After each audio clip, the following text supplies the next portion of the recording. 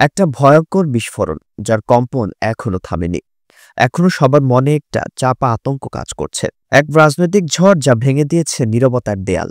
বাংলাদেশ এখন দাঁড়িয়ে আছে বিচার আর দায়মুক্তির মাঝখানে দোদুল্যমান এক বাস্তবতায়। একটা দেশ যেখানে বাতাসে এখনো বারুদের গন্ধ, রাস্তাঘাটে ছড়িয়ে আছে আতঙ্কের ছায়া আর মানুষের চোখে লুকানো ভয়। বাংলাদেশে জুলাই আগস্টের সেই অভ্যুত্থান শুধু রাজনৈতিক ছিল না, তা ছিল এক গভীর সামাজিক উত্তালতা যার প্রতিধ্বনি এখনো কানে বাজে। সম্প্রতি অ্যামনেস্টি ইন্টারন্যাশনাল এমন কিছু বলেছে যা সরকারকে এক প্রকার চাপে ফেলেছে। তাদের পর্যবেক্ষণ অনুযায়ী জুলাই ও আগস্ট মাসে বাংলাদেশে যে সহিংসতা ছড়িয়েছিল তা ছিল রাষ্ট্রীয় কাঠামোকে নাড়িয়ে দেওয়া এক হিংস্র প্রলয়। অ্যামনেস্টির দাবি, এই সহিংসতায় জড়িত প্রত্যেককে আইনের আওতায় আনতে হবে। বিশেষ করে ১ জুলাই থেকে ১৫ আগস্ট পর্যন্ত সময়টা ছিল রক্তে ভেজা। জাতিসংঘের রিপোর্ট বলছে এই সময়ে অন্তত ১৪০০ জন নিহত হয়েছেন, অথচ সরকারি গ্যাজেটে মাত্র ৮৩৪ জন শহীদের তালিকা প্রকাশ হয়েছে। তাহলে বাকি ৫০০+ নিহতের দায় কার? এই প্রশ্নটা খুবই অস্বস্তিকর, কারণ এই সময় দেখা গেছে বিভিন্ন জেলায় আওয়ামী লীগের নেতাকর্মীদের বাড়িঘরে আগুন,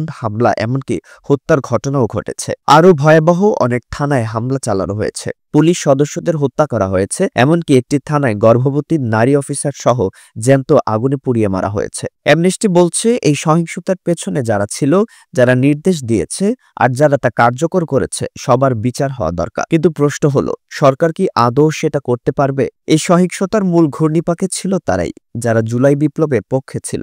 আর যদি এই ঘটনায় তদন্ত শুরু হয়, তবে অনেক ক্ষমতাবান এবং প্রভাবশালী ব্যক্তি আসবে তদন্তের আওতায়। তাই বিশেষজ্ঞদের ধারণা, ৫ আগস্ট থেকে ১৫ আগস্ট পর্যন্ত যে প্রতিশোধ পরায়ণ সহিংসতা হয়েছে তা নিয়ে কোনো বিচার প্রক্রিয়া চালানো সরকারের পক্ষে এখন সম্ভব নয়। বরং সরকার জুলাই ঘোষণাপত্র দিয়ে কিছুটা দায়মুক্তির পথ খুঁজছে বলে মনে করছেন অনেকেই। তবে অ্যামনেস্টির এই সরব অবস্থান যদি আরও তীব্র হয়, আন্তর্জাতিক মহলে বাংলাদেশের মানবাধিকার পরিস্থিতি নিয়ে বড় প্রশ্ন উঠতে পারে। তাহলে এখন প্রশ্ন, সরকার কি অ্যামনেস্টির আহ্বানে সাড়া দেবে, নাকি সময়ের গর্ভে হারিয়ে যাবে এই বিচার প্রক্রিয়ার দাবি? দর্শক, আগামী দিনগুলোতে বাংলাদেশের রাজনীতি গতি কোন দিকে যায় সেটা নির্ভর করছে এই জবাবের উপর।